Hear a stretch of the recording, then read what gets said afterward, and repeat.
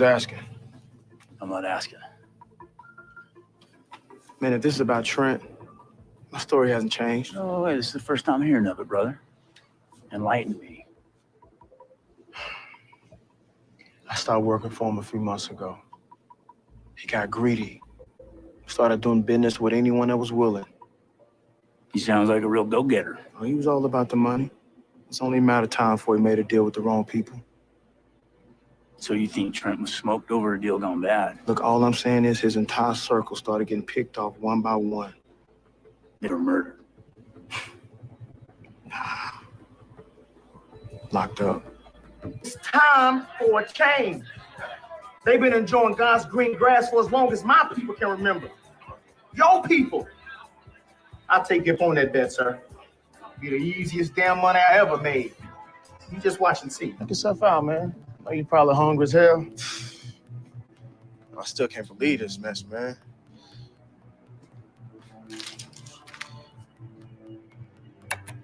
Hey, for real though, how you bail me out?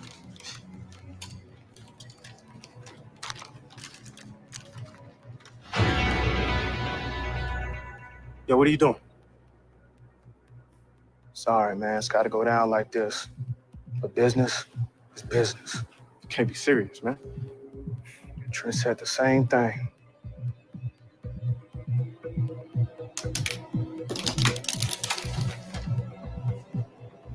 Now, what you think's gonna happen with you trying to come here and rob me?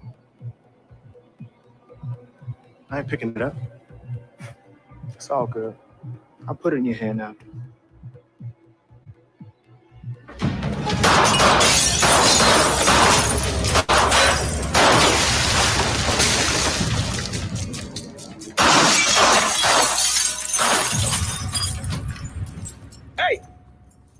Chief, we just got the grounds footage before the power went out. Then we got the plates of the last seen vehicle leaving Spencer's home the night of the shooting. You're going to be a great mom. Okay, I know it. I can feel it. You know, maybe I've pressured you too much. And I'm sorry. Let's just eliminate all of the baby talk for a week. One whole week. You do that for me? Of course, babe. You don't understand. I worked hard this morning to accumulate points with my wife just to see them slide right out of my account. What are you talking about, man? Points. Yeah, I heard you say points. I don't think I'm following. Okay, listen. You're not married, so I'll explain. Every married man wakes up in the morning with a zero account balance. You're pretty much trying to spend the entire day accumulating points from your wife. Okay, now the trick is to not lose them while you're accumulating them. And at the end of the day, if you've got enough points in your account, you might be able to make a withdrawal in the bedroom. You okay? Yeah, I think so. This show just really makes me think about our love and how much you really mean to me. Oh, that is so sweet. All of this will pay off big time this Valentine's Day. What did you say? By the way, I checked your account balance and Oh my gosh, this is too good. Well, welcome to the Brave Maker online experience. I'm Tony Gapastone, and I'm with my beautiful, creative, and outgoing co-host, Christina Jackson. Hi, what's going on, Tony? We got a great show today. Oh man, I hope you are watching this, but if you're not watching it, you're listening to it on the audio replay via our podcast, then please check the show notes and watch the 3-minute theatrical reel of our guest, Yes. the infamous Telvin Griffin. What's up, Telvin? Man, what's up? How y'all doing? Valentine's Day. Valentine's Day. That was so hard not to laugh. Ah, man, I said, what you say? Valentine's. I'm trying to get this 100,000 points so we can go and do what we gotta do. Oh my gosh, this is so fun. I met Telvin Griffin 2 years ago. So shout out to my friend Jeremy Ray Valdez, who's also been a guest on this show. We saw you in a scene with him from The Bold and the Beautiful. Yeah. Man, you know, that working on that show changed my whole perspective, and it kind of changed my whole idea of what it means to go hard out here in LA. You know what I'm saying? As I went to that set every single day, I noticed how those actors just came to the set, get new lines each and every day, and just go hard in the paint. I was like, oh yeah, this is what I want to be. Because people don't know the hard work, and Jeremy has told me this too, that goes behind the scenes when you're on a broadcast show like a soap opera. They do, what is it, like 40, 50, something like that, pages a day? A day. And I'm talking, you're going in between. It's like you get to the set 8 in the morning. All right. You got to make sure you're in makeup. By 9, it's camera time. We're on camera. So that means you got to take your time wisely and go get your makeup. Right? Because there's nobody that's coming to your trailer saying, or to your room and saying, Mr. Griffin, you ready? No. You got to go get your own stuff and go get your own makeup ready, and then be there ready to be shooting at 9. So if you really love this game and you love this industry, not just for the jobs, but just the experiences, you know, you really make it a point to make sure you take care of everything that you got to do. And while you're doing it, you leaving some impact of yourself there, so people want you to come back. Yeah, that's good. So you played a cop on The Bold and the Beautiful. You met Jeremy there, and then we met in LA to do a table read for this feature film. And I have got to play a clip from the YouTube video that I made. So I met Telvin in June of 2018. I was just, playing around with my phone, making YouTube videos and stuff. And so I said, hey, I asked all the actors, like, hey, I said, tell me, like, how do you keep creative? What do you do for like your inspiration? And so let me just quickly play this, what Telvin does to stay creative. So take a look at this, take a watch and a look at what Telvin said. Yo, what up, y'all? I'm Telvin Griffin, man. I'm a country boy from Arkansas, living out here in California, trying to live the life as an actor. At least trying to, What do I do to keep me sharp? I smoke a lot of weed. Yo, get Jericho. It's in Walmart, everywhere, nationwide. Jericho, pick it up today. All right, peace. What's Jericho's? How weed? Yo, weed at Walmart? Oh, Jericho's a film. Jericho's a film. That's a film. If you can get some shit from Walmart, let me know. That's gonna be my clickbait, right? Oh, That is so perfect. You get Jericho at Walmart. Why? I was like, I knew I liked Telvin after that moment, even much more. that right there, that's we need to archive that one. That's gonna be a forever funny one. You do. When you win your award and people are doing the back checking on all your past YouTube videos or tweets, they'll be like, wait, what? Yeah. Oh, he does that? Oh, no, I don't feel alone. I don't feel alone. You're in the right state. You're in the right state. You're a long way from Arkansas. Man, I'm loving it. But I will say this though, I had to cook some soul food a couple of days ago because look here now. Hey, I love California, and y'all got some really good weather. You got the beaches, you got the water. Even though I can't swim, that's between us. I'm the stereotypical black man. I really am. I can't swim. I'm gonna learn how to swim though. I promise. I'm gonna learn. But every now and then I gotta give me some soul food. I got to go back home. I got to go back to the South. It ain't nothing like the South. We crazy down there. Are you saying you're making it yourself, Telvin? Are you taking up soul food right now? I did. Okay. What did you make? Some candy yams, black eyed peas, and a couple steaks. And a couple steaks and put no collard greens on there. I don't understand the dish. Listen, that's the one thing I was missing was the collard greens. Christina, you already know. You should have called I gotta get my black card in 1 second. Okay, I gotta say, I've never had collard greens before. So until that happens, I don't know what my life has been to this moment. So help me out. If you haven't the black eyed peas and the collard greens, we don't really know what to do. Man, you're gonna have to get you some of them collard greens now. So you thought you were listening to a podcast about film and TV, but we're talking culture because it's all a part. It's all a part of this creative endeavor. Right. if you don't have culture, then you don't probably need to be in the industry, because if you don't have culture, that means you don't stick out. And if you don't stick out, that means you're too busy sticking in. So And one thing Telvin, about me is I stick out. yeah, let's talk about that, because that's been sort of your thing, right? Like you came out to Hollywood, and bring us into the story. Like, how are you sticking in and sticking out, and how are you staying in the game? Let's hear about your backstory.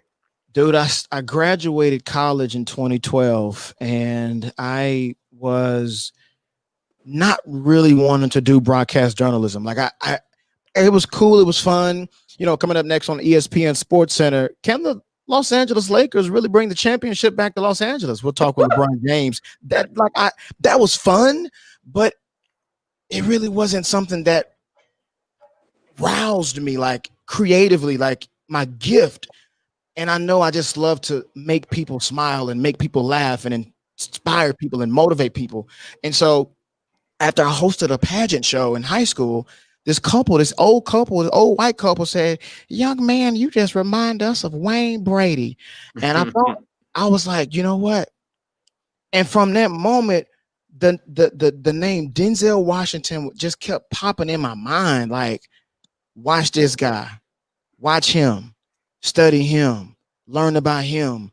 And that kind of stuck with me as I started transitioning. So you fast forward to 2014, you know what I'm saying? I had to go through a humbling phase. You know, I had to move back to the crib with my folks. I had to sleep on the couch. You know what I'm saying? I had to really reassess some things because I'm chasing money at this time, right? I'm chasing money because I'm trying to make my folks believe that I belong in this industry. And they're wondering, how am I spending so much money maxing out my credit card to go to these auditions 5 or 6 hours away, but I'm not booking nothing? When they don't really understand the industry, you get told 99.9% of the time, what? No. Mm-hmm. So I had to keep going. And one thing about me is, if you doubt me, if you give up on me, if you make me second guess what I know I'm supposed to be doing, I'm going hard. And when I go hard, I get quiet. When I get quiet, I get secluded. When I get secluded, you better back the hell up, because I'm coming. You ain't even going to understand what hit you. Yeah. That's beautiful. That's beautiful. That's You know what I'm saying? Hey. Yeah, and while I'm doing it, at the same time, guess what? Now I get to help influence others, not only by my gift, but I can just help them, inspire them. You know, it's people out there that don't really have, you know, high self-esteem. You know what I'm saying? They get, you know, depressed sometimes. What can I say to lift them up? Be like, man, keep your head up. We're gonna be straight. We're gonna be straight. If you keep at what you're doing and you believe what you're doing, at some point, the right time, the right place, the right person is going to elevate you where nobody else could take you away from. Mm-hmm. But it's okay to work separate jobs while you pursue that gift that you notice in you. Because while somebody be giving up on you, you don't give up on you. Mm-hmm. You are created different from everybody. That's why we all have different DNA. So scientifically, you are literally different from anybody else on this planet, unless you are twins. And I think even at twins, you got different DNA. So why are we trying to be like everybody when everybody got a separate thing that we all can contribute corporately to make one big goal? Everybody prospering. That's what my vision is. I want to see everybody prospering. So if I got to back away from the crowd for a little bit to just reassess things, evaluate things to make sure I got myself straight, and make sure that when the time comes for us to get elevated, because you know it's going to be a time where we get elevated. Those who've been in the grind, in the trenches, we like some young lions waiting to come out. Arr, we ferocious, ready, bold. We ready. So the time coming for us to take our stand to the point where, look, we're going to start motivating people that were literally on the brink of maybe suicide, maybe on the brink of, man, I got to move back home, man. Man, go try that lift if you got to. Mm-hmm. Go work at that restaurant if you got to. Go do what you got to do, because at the end of the day, when the time comes, that's a part of your testimony. That's why we different. That's a part of your story. That's all Hollywood is, a combination of stories being told in different ways. That's all Hollywood is. Come on, Pastor. Everybody comes with a story, and what Hollywood is saying is, wow, man, is this something somebody will be interested in? And what people are quickly finding out is people are interested in your story because they did not know that there was somebody that was operating and going through the same shit that they was going through.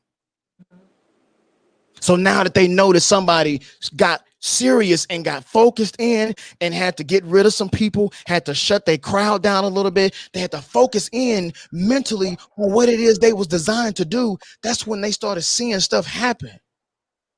That's when Brave Maker podcast started happening.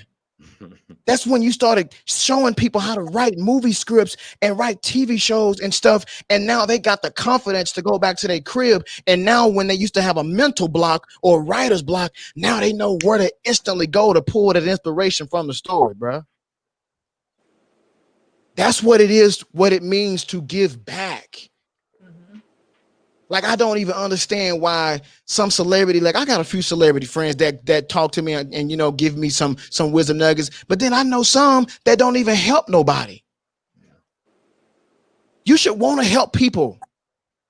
That's what the goal of passing generational wisdom on. You making it a little easier on the next batch of actors, writers, directors, so they don't hit the same stumbling blocks you hit. That's the kind of vein I operate in now. And it caused me to have to be secluded at times. But in my seclusion, I'm developing into something that's going to impact the whole nation. That's going to impact the whole generation to come. Because it ain't about me. I'm trying to pour myself out. I'm trying to pull myself out so I can't get distracted. I can't go with the crowd all the time. Man, I'm in LA, man. People will say I live a boring life because I don't go out. I don't go out. I don't do nothing. I chill at the crib. Are you just working on the crafts, doing monologues, doing your lines, that kind of thing? No time to go out? I'm working on a podcast that I'm getting ready to put on Facebook that's going to educate a lot of the Southern voters who are Trump supporters who didn't even understand that they were manipulated by Facebook psychological warfare. That's a duty that I'm using. That's how I'm putting my broadcast journalism degree to use, right? At $40,000, I'm in debt right now, and tax refunds be getting taken from the Treasury program because I can't afford it. Yeah. Why? Because I believe in this dream. I'm willing to die for this dream. You hear me? Yeah. That's why nothing to get in my way. Yeah. That's why I tell people, you ain't never met a nigga like me. Nothing will get in my way. No distraction, no nothing. I will humble myself to let go of something if it gets to the point where I can't manage it no more. If I feel my point ain't being made across for somebody to understand what's happening in the current season that we in, I'll wash my hands of it and humble myself and let it go. And realize that some things you just can't make work when it's out of season. Yeah. Talk to us about that. You kind of touched on relationship stuff in Hollywood, but even, you know, in the entertainment industry, in life, we all have to find the strength to draw boundaries, to recognize just people who aren't helping us move forward. There are people that tend to drag us down when it comes to our creative identity, when it comes to our ideas. You know, I have found that there are people who are willing to, you know, pat me on the back and head nod and go, okay. Then there are people who are willing to like wrap their arms around and walk forward and like figure out anything they can do to help. And then there are people who I go, no, have resources or could have abilities, but don't. And you go, how do you handle that? It sounds like you're saying you've had to recognize a lot of the cutting off. I don't know if I'm reading into that, but what would you say about that? Man, for me, what I've learned is the first thing that I instantly, what I learned from my mom and my dad is when you go somewhere, you find out how you can serve you nigga. You find out how you can help them. You understand me? You figure out whatever it is they need, because 9 times out of 10, they used to people got their hand out. See, what money, fame, that shit don't bother me. You multimillionaire, billionaire, that don't bother me. Because 9 times out of 10, you are miserable behind closed doors and you're not saying nothing. But if you let me come into your life, I'm not a yes man. I'm gonna hold you accountable. That's why I hold dear to my heart people that I can trust with wisdom to tell me to be on, point, or to humble me with some correction. Because Hollywood full of yes men. I'm not a yes man. I'm gonna be honest with you. And if you show me, let me help you. See, if I help you, you'll be able to help me, and then I'll be able to help you even more. I'm loyal like that, even though some people don't even recognize it at the beginning. They don't even know that in your heart. You see, that's why I had to understand that people's opinions don't matter about me no more. Because at the end of the day, they don't know my heart. See, I know I'm gonna make $20 million movies. I know I'm gonna get an Academy Award at some point in my career. And with them $20 million movie, $2 million of that is instantly going back to my community, to Texarkana. It's time to build up a new generation. Look, I made it out of Texarkana. I'm able to be on TV. People in Texarkana, that is like a joy to them when they see me on TV. They're like, oh my God, I saw you on Dynasty. Oh my God, I saw you on Bold and Beautiful. And I'm like, yeah, I'm coming to come back home. So it's more young African-American teenagers or white, whatever, that's got a gift that feel like they can't use it or tap into it because of what they want, what their parents want them to do. I'm coming back to show them, listen, find out what your kids are good at, invest in it. You build up a community, that shit will spread. And before you know it, you got communities all over the country. See, it's bigger than me. It's bigger than me. These kids, man, they don't have no life anymore. They only electronics, and it's messing up their brains. That's why I'm on Facebook about to do my podcast, because scientifically has proven that because they get on Facebook and all of this stuff, psychologically, their self-esteem went down. I'm disappointed in that. That's why Republicans need to go to jail for that. Did you watch The Social Dilemma, the documentary? Yeah. That blew my mind. Social Dilemma on Netflix. If you have not seen it, do yourself the favor and watch it. It's on Netflix. It was a Sundance selected documentary.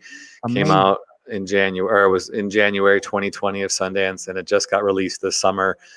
Must watch, definitely must watch. And man, y'all cut me off, man, when y'all want to come in, because when I start flowing, I'm flowing with passion and inspiration. We see that. We like that. Come on.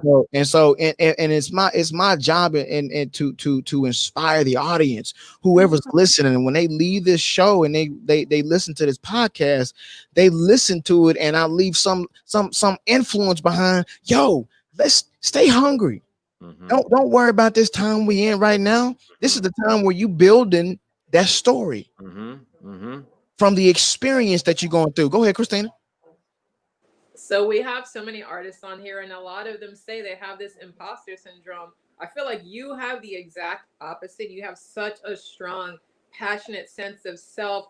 Where do you think that comes from? How do you believe so strongly in yourself and what you're doing? What is your platform that emboldens you every day to do what it is that you're doing? Man, let me tell you something. Jesus Christ is my dude. Do you hear me? Yeah, I hear you. Like that changed. I literally was on my patio and I literally had an encounter with him. And I literally started crying right there on the patio. Literally, me and my lady was on the patio chilling. She was on the phone. I don't know what she was doing. She probably didn't even remember. But I started crying. And he told me, he said, it's bigger than you. Humble yourself. Don't be scared to ask people for anything, but humble yourself and get to know me. Because you get to know me, I can do greater things through you that will transform people. People that think they ain't good enough, I will change their thinking for you because of me. They will understand they can come from a trailer in Texarkana, eat cereal with water, syrup, sandwiches, and then live in a 2-bedroom house with your grandparents while your mom worked 2 jobs and you eating Fruit Loops for dinner. They will understand you can come from that.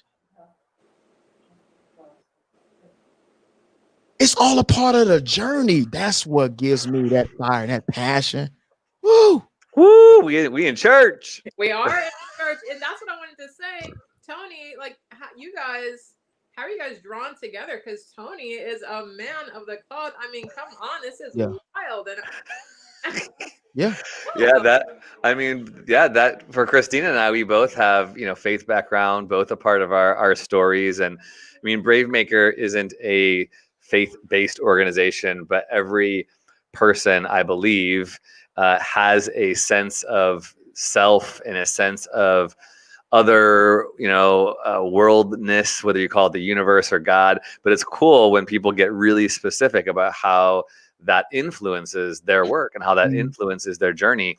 And if you look at a lot of my work, I mean, like you talked about having multiple jobs. Well, it's funny, like my other job is working for a church, but I don't see like a dichotomy or a separateness, even though I have this job and that job. It's like, I just happen to be a filmmaker who happens to be a pastor, who happens to write and, scripts as well as, speak sermons. So it's just really interesting. I love when I meet other people like yourself, who that's a part of their story. And at the same time, I often go to, there is an exploration that's needed. Like, we need to tell stories that give people permission to ask questions about God and greater understanding of the world and what happens when you die. And then also how those political or those systems influence us spiritually, politically, racially, how oppression is sometimes funneled through, religion and broken systems like that. And even in the entertainment industry, like, it was great. There's a lot, there's the Jewish faith, there's the Christian faith, there's a Muslim faith.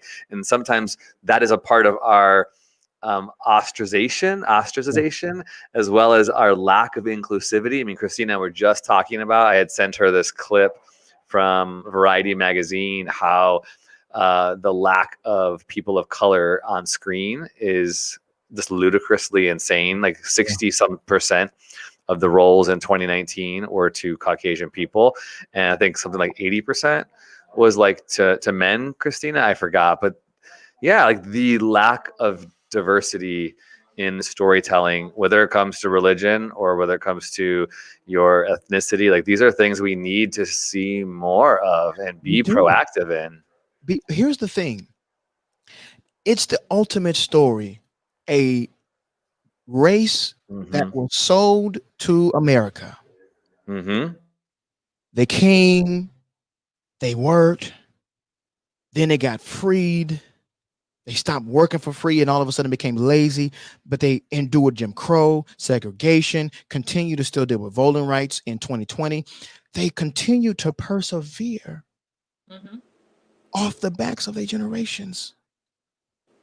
It's the ultimate story that always gets told from another perspective. And listen, hey, you can be white and tell a black story if you got some black writers, because I believe writing is a gift and everybody should be able to exercise their gift.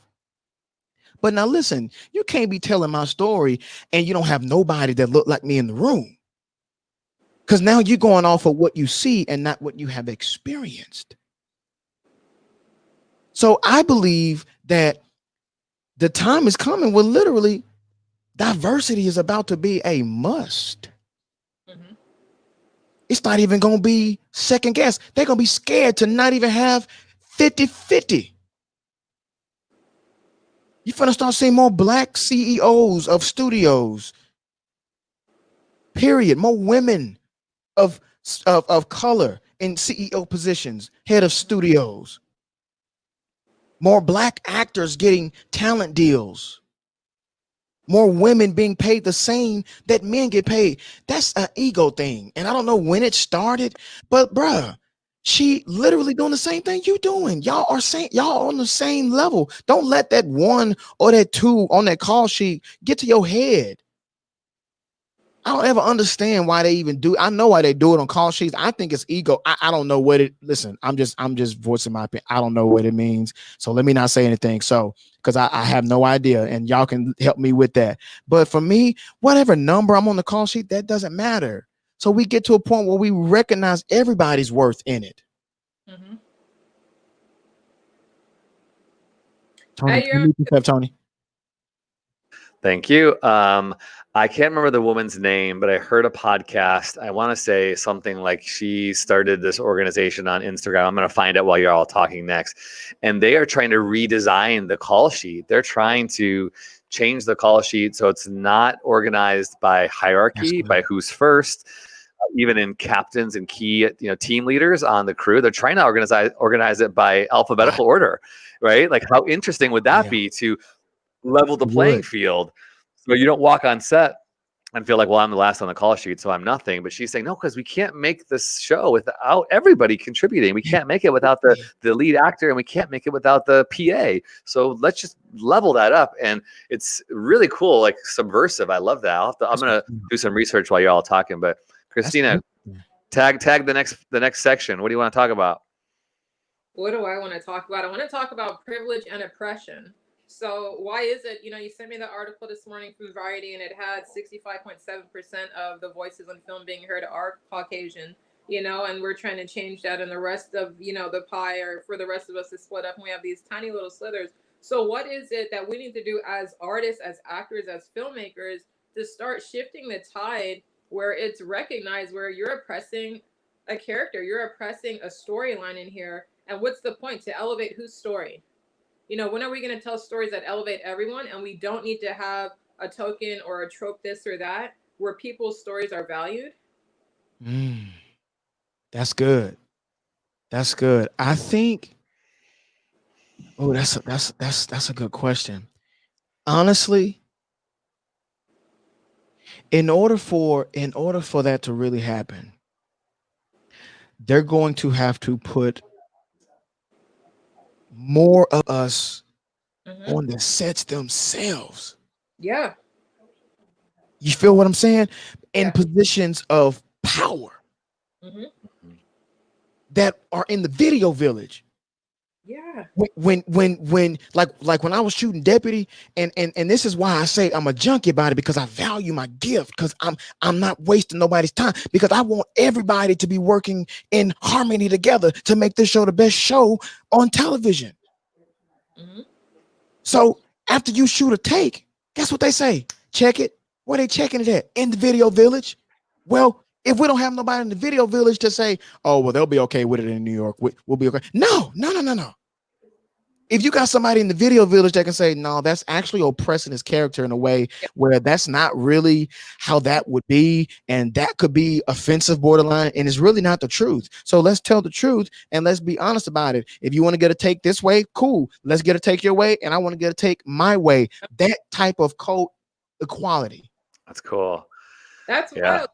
Tony, that reminds me of the other actors we were talking to about having an intimacy coordinator on set. What if you had a diversity coordinator, someone on set that was representing the best interest? They were in the video village. They are seeing that footage, and they're not going to allow for any character to be oppressed in order to elevate another character, especially if the character being oppressed is a minority. Yeah. And that needs to start in the writer's room, right? So I know that the Writers Guild of America is trying to be more inclusive, and they're trying to do, there's a group called TIE that my friend Angela Harvey, so shout out to Angela Harvey. She's at Nations Film on Twitter and Instagram, but she is currently writing on a Disney Plus show, and she was on Station 19 in Shonda Rhimes' room. But she's basically talking about, like, you need to be evaluating, every TV show needs to be evaluating and submitting their numbers on who's in the room. Are there people with disabilities? Are there people of color? Are there people in the LGBTQ community? Because those stories, like, so obviously there's a hierarchy, and I just found the people I was talking about. So there's a group on Instagram. They're a company called Light is Lit. The Light is Lit. They're about dismantling systemic inequity in film production and creating a whole new model. So you should definitely follow them. We should actually have them on the podcast. I think I heard them on another podcast, but they're all about finding new ways to deal with this. But it starts with who's green lighting things, who gets to say what stories are going to go into production, right? And Telvin, you already said it. If we don't have people of color, who are greenlighting stories about people of color, well, there's probably some problems there. Yeah. And if we don't have people in those rooms who are writing that, like, and you can't just have one person of color who is representing all of the journeys of people of color in the world, right? Just like one gay person or one LGBT person can't represent all of the journeys of LGBT people. It really is important. So, and that's why I think for me as a person in majority culture, in orientation, in gender, in ethnicity, it's like I need it for myself. I need diversity in my life because it's just going to make my stories better. Yeah. But if I see it as a threat, like these are taking away from my rights and opportunities, then I'm missing it because, you know, like I want to be a good storyteller, and it only benefits me to have a diverse creative community. And from business, Christina's educated to be on this. That's her major. She's a business person. Like it makes business sense. It's commercially profitable to be a diverse creative community. Like that's what gets me is the people who push against it. They don't get that this is actually limiting your profits, you know, to want to have this monolithic type of storytelling vehicle. It's just crazy to me. Yeah, and I was gonna say on top of that, you know, if they don't want to, you know what I'm saying, move in that direction, then it's gonna have to be more people taking a stand. You know what I'm saying? Because at the end of the day, you got to go to the root of the matter. Why don't y'all want diversity in your room? Because there was a time where Sidney Poitier or Harry Belafonte couldn't even kiss a white woman on screen because he was scared of the movie sales in the South. So is it really something that is, or is it business wise because of your dollars? You don't think America's ready to see real stories? Well, the Cosby Show was good. You know, that doesn't excuse Bill Cosby what he did. You know what I'm saying? Because he, you know, he's getting what he deserves, you know, but at the end of the day, that show was still one of the best shows on television. What a Black story. No, I think Telvin, you're narrowing in on what the core issue is. We already know it's not about profits. We know that diversity and inclusion drive profits. We know that the show is successful. So we're talking about racism. We are talking about that's what's holding us back. If you're in the film industry, actually in any industry, trying to excel, trying to reach, trying to serve and give as Telvin is with your gifts, it's being complicated and obstructed by racism. And you have to say it and you have to call it out, or we can never correct a problem and start moving in the right direction. If it's like so mystifying, like, well, what's holding us back? We know what's holding us back. Right. And that's the issue. That's the core issue of the matter in everything about this country, because it was built on the perspective of the white man. And it's fair to say that as we get further and further where we're going, they want to rewrite history and not even acknowledge the things that happened to us that we know happened, but they stay, they want to rewrite history. If they just allowed each other to love, if you allowed blacks to love whites like we love our own, we would love y'all in ways that you could even only imagine, because it's in our DNA. We are the first people on the earth, right? From Africa, right? So it's in our genes to be loving and to be affectionate, to be compassionate, to help people, you know? So at the end of the day, if we don't address this race thing, right? That's what's the core behind my podcast, The Griffin Experience. You have a right to know that they manipulated you through fake propaganda. Yeah. You have a right to know that because they're still doing it, and you are so far gone that they don't think you're paying attention because they think that you're dumb. And I'm from the South, so you represent me. So therefore, what if my first approach ain't working when I was coming at you like a fool? Let me humble myself and let me figure out a different approach to still give you the same information I'm giving you. I just figured out a different way. That's where the podcast comes in. When are you launching your podcast? Tuesday. Okay, then. What up, man? All right. So where can people find you? And so that's Tuesday, October 6th. October 6th. How can people find you? I know your Instagram is Telvin Griffin, Griffin. And that's on the screen. It'll be in the show notes as well if you're listening. But what about for your podcast? So the podcast, it's going to be streamed live to Facebook on my account. And that's Telvin Griffin. It's a public account. So I'll put the link more than likely on my Instagram, so it'll take you straight to the account. And then it'll be uploaded to the podcast platforms the following day. Great. So I'm looking forward to it. Great. Are you using Anchor by any chance? I What are you am using Anchor. That's what we use. It's easy. It's so great.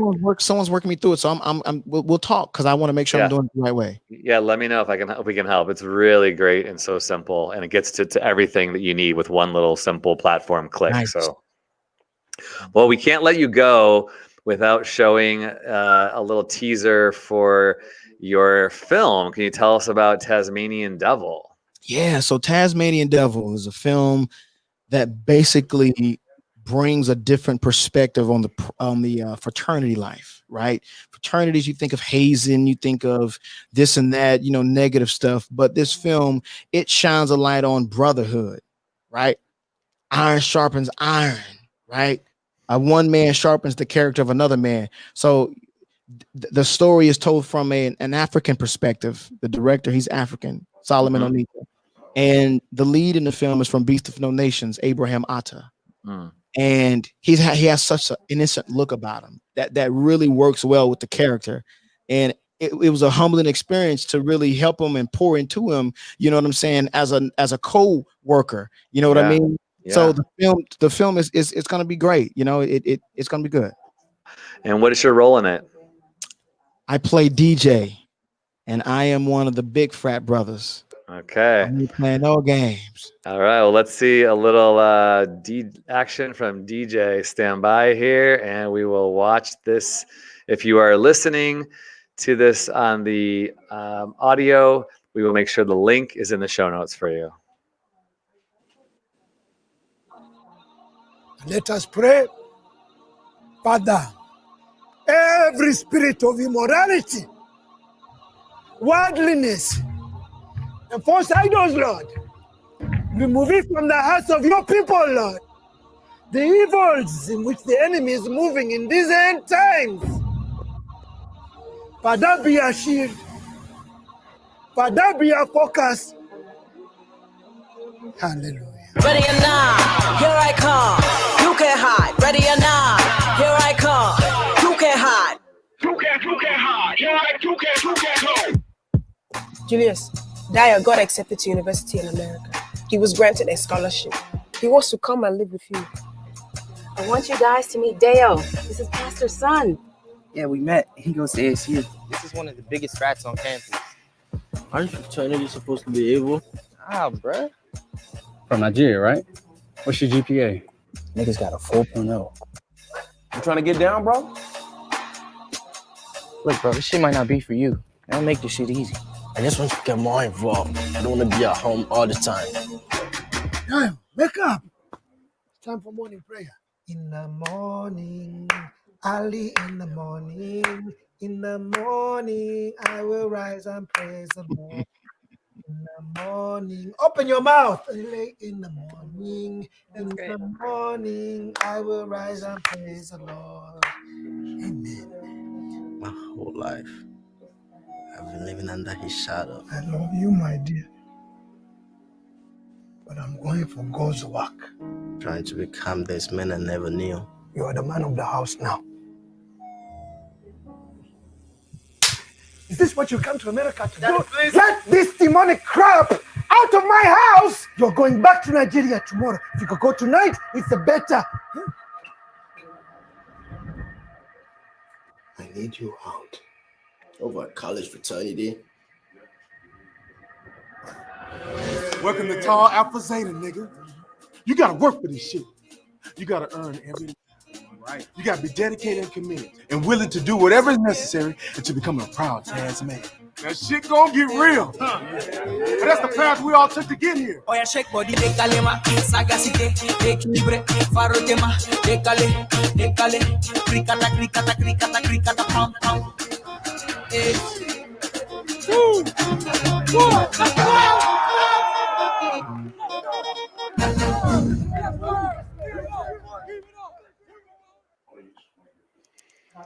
Something. That music is jamming. Yeah. Oh, you're on mute. Now let me unmute you. That looked amazing. I cannot wait to watch Tasmanian Devil. Wow. Yeah, Telvin, when you unmute yourself, tell us when this is coming out. I didn't even know my soundboard just clicked off, but I don't know. They're in distribution talks right now. So Cool. since ABFF, you know what I'm saying, award win, they're in distribution talks to get it somewhere. All right. Well, ABFF is the American Black Film Festival. American Black Film Festival in Miami. Nice. And let me just say to y'all, I'm proud of both of y'all. Because this is good. This is how you use all your resources for good. You feel me? Like, I don't know if enough people tell you that, but I'm telling you this. Continue doing what you're doing. Thank you. If it makes your heart happy and you know if you know that that what you're doing is good and benefiting others, continue to do it. Please. Thank you. Thank you. Wow, you have poured into us today. Wow. Telvin, yeah, thank you so much, man. From the first time we met talking about weed, so here we go talking about it, inspiration, and going after your dreams and then pushing off the imposter syndrome. Let's keep talking about you and producing stuff and partnership stuff. I'd love to keep this conversation going, and when this film comes out, have you back or have some of your other castmates or director on or whoever. Happy to promote Tasmanian Devil. Man, I appreciate you guys. And look, when y'all get good and settled in and I get good and settled in on my podcast, I would love to have you both on, and we'll just Okay, cool.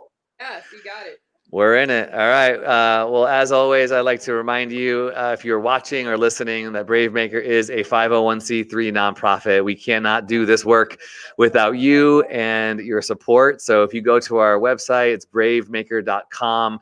You can make a donation, bravemaker.com/donate. Anything that you give is tax deductible. So how beautiful is that? We also have free workshops, free movies, free things that you want to stay connected to. And that's our email list, which is bravemaker.com/buzz. And if you go to that, you'll get all the information about our virtual party that's coming up on October 24th. We are having a release of our first animated show called Piccolo that stars Loretta Devine as the voice of the Queen in the land of Amoria. So come find out more about that. We'll also be talking about Christina's new podcast. Christina's busy. She's got a new podcast coming out called Wheel Queens, which is about putting disability back into diversity. 2 Miss California wheelchair winners. We'll talk about life, art, and all the good things that come with making awareness for people with disabilities. We're excited to launch that October 24th. Don't miss it. Go to our website, bravemaker.com. And finally, we always like to remind people that brave stories change the world. And Christina, you are the story. You are the story. So thanks so much for watching, everyone. Thanks to TELVIN GRIFFIN, our special guest. And we'll end with our commercial about our upcoming class as well as merchandise. Thanks for watching, everybody.